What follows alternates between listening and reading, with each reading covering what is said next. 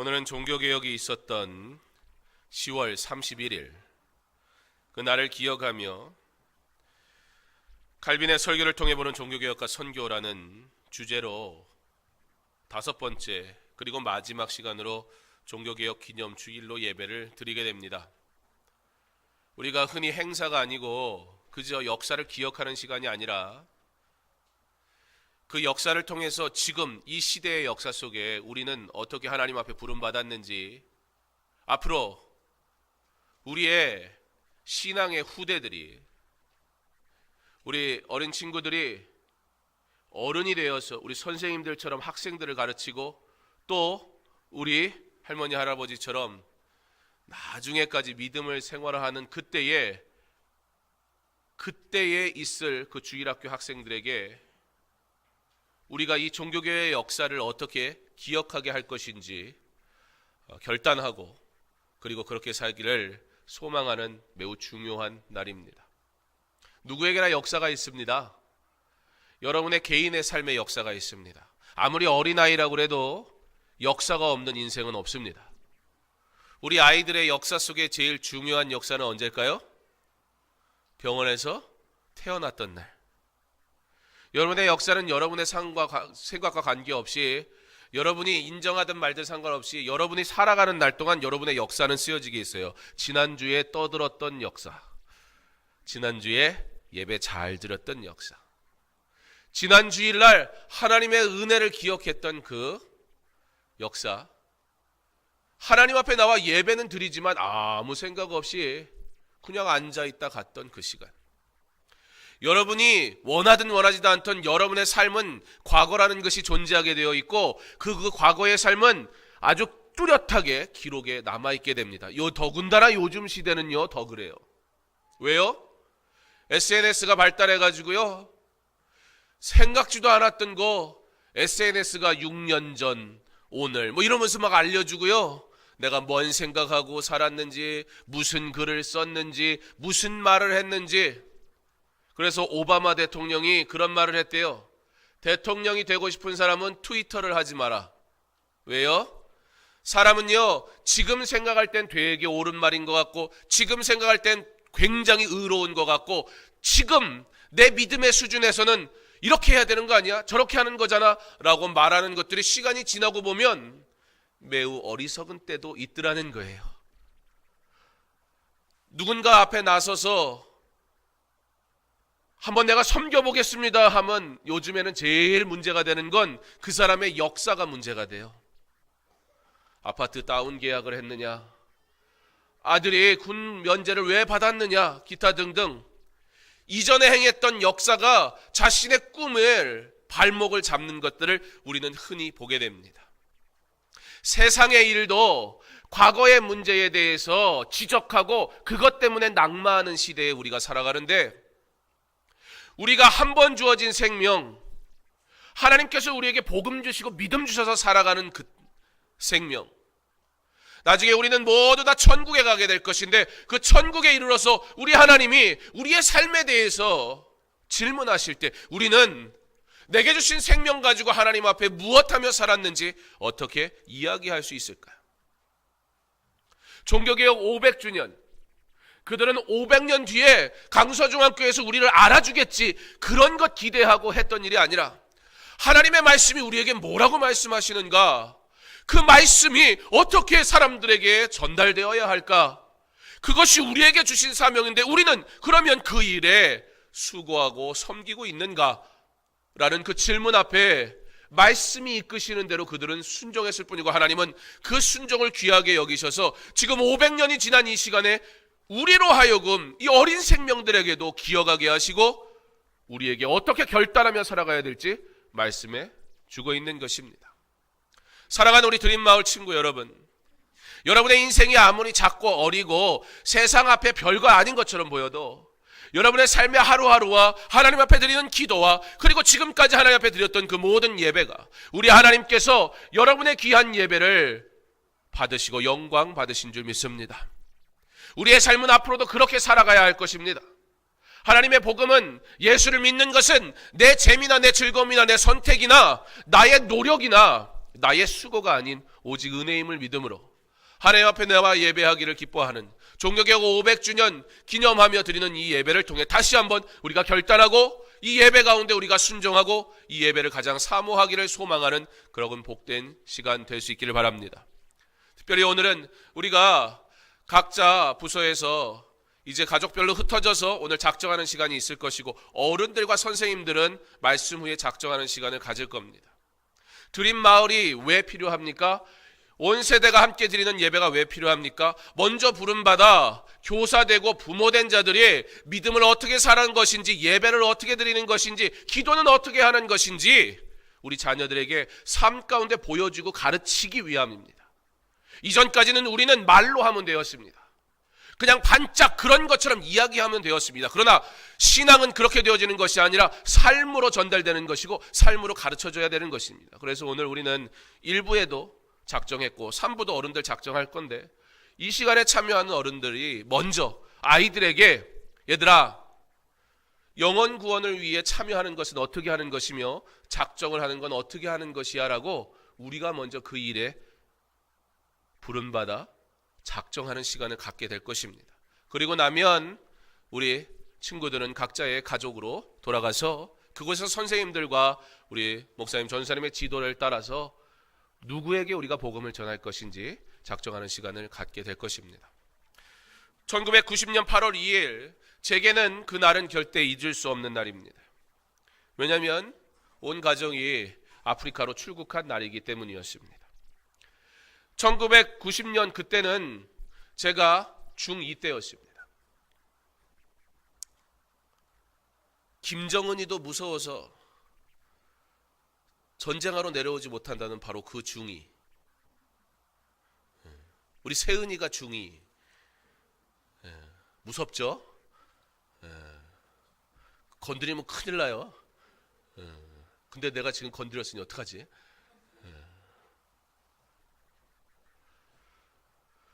저희 아버지는 선교사가 되겠다고 헌신하시고 제가 어릴 때부터 선교사로 나가려고 하셨는데 하나님이 계속 막으셨어요. 선교사로 나가려고 가족 사진을 탁 찍어요. 근데 또 하나님 막으세요. 한국 교회에서 더 배우라고, 한국에서 목회하고 가라고. 하나님께서 젊은 시절 가기 가장 좋은 때였는데 훈련받고 가장 열정이 뜨겁고 30대, 40대 정말로 힘있게 일할 수 있는 그때에 주를 위해서 살겠다고 선교사 가겠다는데 하나님 자꾸 막으세요.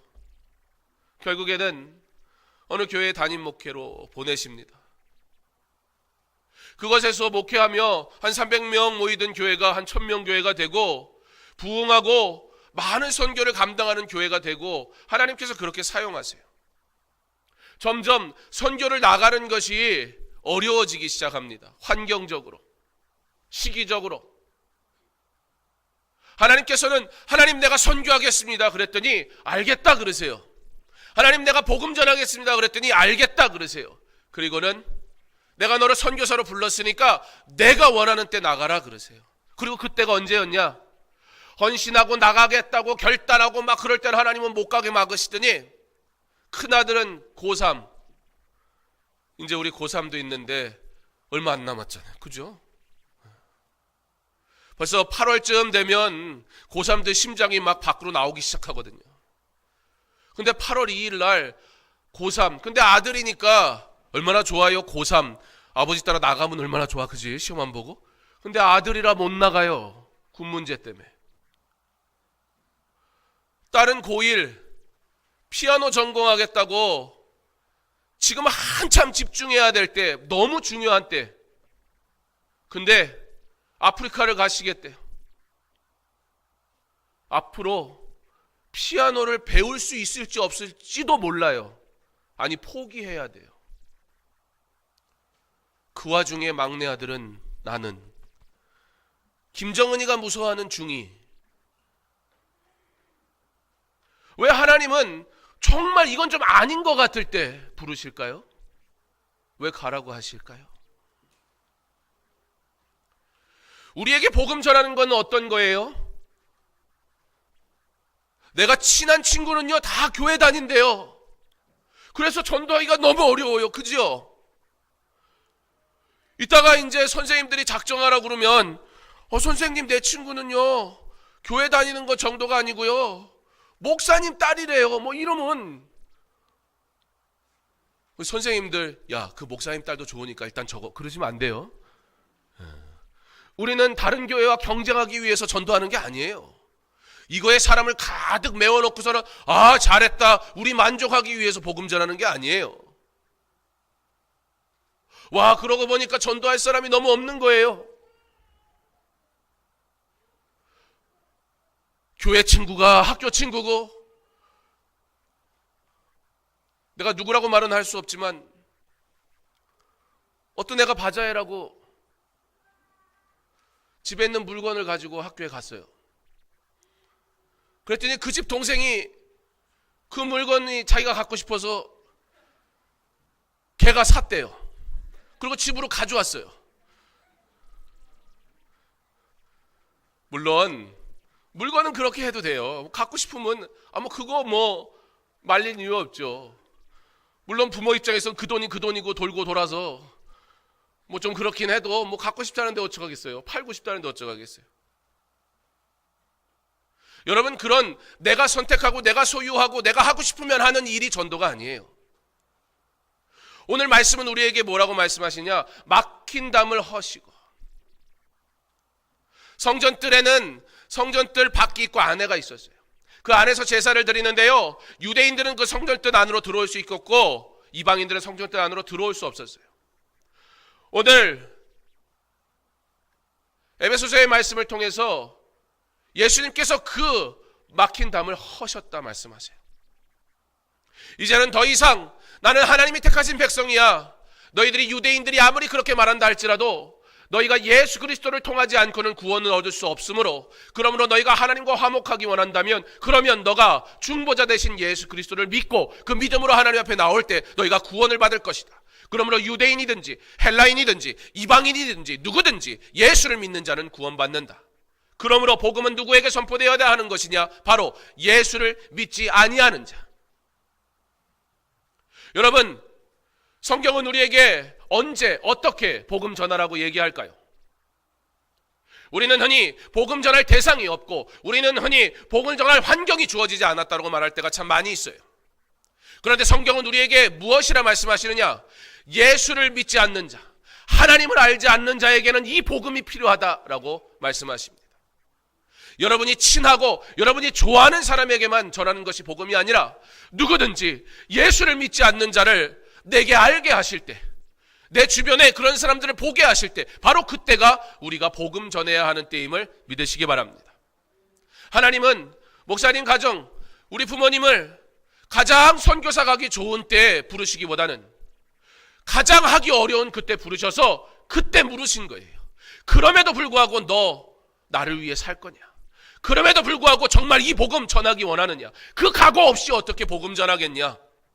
내 상황, 내 환경 다 따진 다음에 무슨 능력으로 복음 전할 수 있겠어요? 우리가 그런 상황과 환경이 되면 그러면 예수 전할 수 있을까요? 아니에요. 복음은 하나님의 능력임을 믿으시기 바랍니다. 복음은 하나님의 말씀이 선포될 때에 역사함을 믿으시기 바랍니다. 그러므로 우리가 믿지 않는 자들을 볼 때에 예수 믿으세요 라고 전하는 것, 그것이 복음이고 바로 그때가 복음 전할 때입니다. 가끔 그런 생각이 들어요. 우리 사춘기 시절에 청소년들을 보면 야, 쟤네들을 잡아다가 아프리카에 갖다 놔야 되는데 목사님은 사춘기 같은 거 겪을 새가 없었어요. 척박한 땅, 정말 광야 같은 땅, 아무것도 없고 그 뜨거운 태양에 양철 지붕 하나 있어서 너무 더워가지고 밤 11시가 돼도 잘 수가 없어요. 도대체 우리 아버지는 여기 날 왜 데려왔나 이해도 안 되고.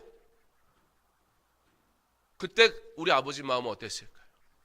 큰아들 군 문제 때문에 고3인데 얼마 남지도 않았는데 시험이, 그 아들 내버려 두고 그렇게 선교지에 나갔던 우리 아버지의 마음은 어땠을까? 지금은 다 커서 부모가 되니 그런 생각을 해봐요. 여러분, 가장 손해보는 것 같고 가장 할 수 없는 것 같은 그때, 그게 하나님의 때라면 우리는 순종하면 되는 거예요.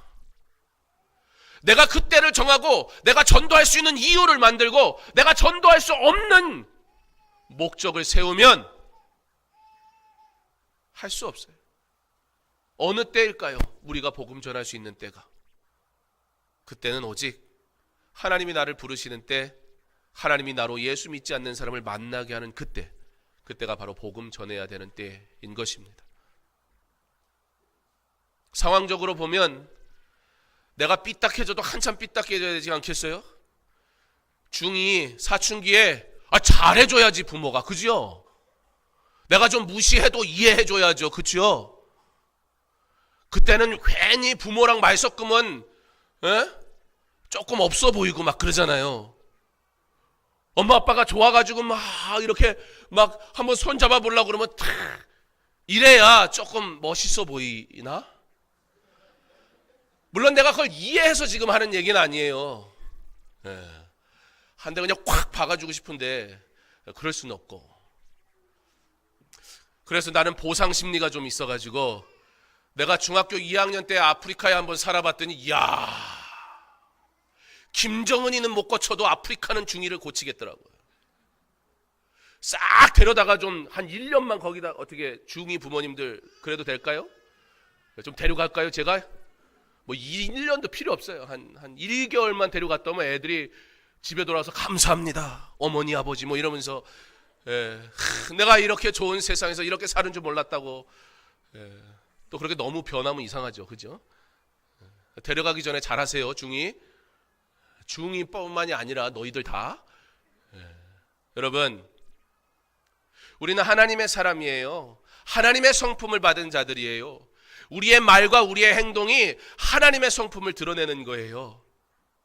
그리고 그 하나님의 성품을 드러내는 가장 첫 번째, 그것은 우리의 입술을 열어 복음을 전하는 것입니다. 하나님의 때, 그때가 바로 능력이 나타나고 하나님의 기적이 일어나는 때입니다. 비록 내가 어리고, 비록 내가 부족하고, 비록 내가 분주하고, 비록 내가 어렵다 할지라도 하나님은 하나님을 알지 못하는 자에게 복음 전하는 것, 그것을 우리에게 요구하세요. 그러므로 우리에게 예수 믿지 않는 자를 만나게 하신다면 우리는 바로 지금이 복음 전해야 되는 때임을 믿으시기 바랍니다. 그런 마음으로 작정하세요. 그렇지 않으면 작정할 수 없어요. 할 수 없는 이유가 수만 가지 돼버릴 거예요. 그런데 그 수많은, 하나님이 우리를 거절하셔도 될 수많은 이유가 있었음에도 불구하고 사랑하셔서 그 많은 수많은 이유, 사랑할 수 없는 수많은 이유 다 잊으시고 덮으시고 우리를 사랑하사 구원하셨으니 우리가 그 사랑 받았으므로 우리도 그와 같이 사랑하며 이 복음의 일에 함께 참여할 수 있기를 바랍니다. 복음의 때는 내가 정하는 것이 아니라 하나님이 정하시는 것임을, 그러므로 나로 예수 믿지 않는 친구 또는 내가 그렇게 가깝지 않아도 괜찮아요. 하나님께서 그를 생각나게 하시고 그를 만나게 하신 것은 나를 통해 하나님의 구원을 이루기 원하심임을 믿음으로 우리가 그 일에 함께 믿음으로 참여하고 기도하고 하나님의 일하심을 볼 수 있기를 간절히 원합니다. 하나님의 때에 막힌 담을 허시고 누구든지 예수 믿으면 구원 받게 하겠다 말씀하셨으니 우리가 그 믿음 가지고 복음 전하여 우리 강서중앙교회가 드림마을이 하나님의 구원의 일에 기여하고 복되게 사용되는 은혜가 있기를 간절히 소망합니다. 그 부르심 앞에 예수 믿는 것 정말 멋있게, 의미 있게, 복되게 그 예수를 잘 믿고 사랑하고 섬기는 저와 여러분 될 수 있기를 주님의 이름으로 축원합니다.